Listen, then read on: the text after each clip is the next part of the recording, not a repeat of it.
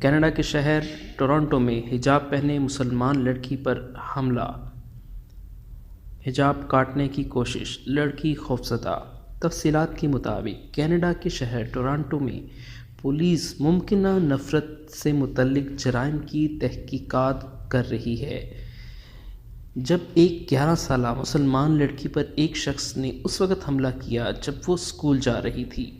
چھٹے گریڈ کے طالب علم نومان ٹورانٹو میں اسکول کے قریب جمعہ کو اپنی چھوٹی بہن کے ساتھ چل رہے تھے جب ایک شخص جس کے ہاتھ میں کینچی تھی پیچھے سے آیا اور طالبہ کے حجاب کو کاٹنے کی کوشش کی۔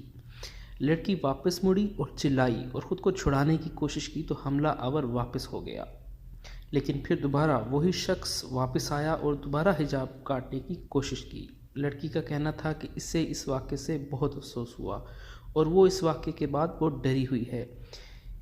یاد رہے کہ حجاب بہت سے مسلمان خواتین کے لباس کا حصہ ہے۔ کینیڈا کے وزیر اعظم اور دیگر سیاستدانوں نے اس واقعے کی مذمت کی ہے۔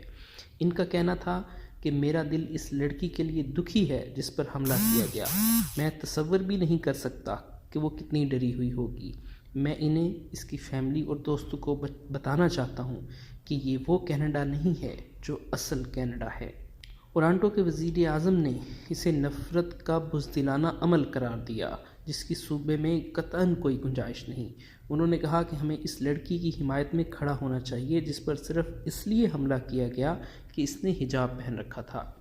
2013 سے کینیڈا میں نسلی اور مذہبی تعصب میں اضافہ دیکھنے میں آیا ہے۔ کینیڈا کے قومی شماریاتی ایجنسی کے مطابق 2016 میں 1409 کیس رپورٹ کیے گئے جن میں سے 139 میں مسلمانوں کو نشانہ بنایا گیا۔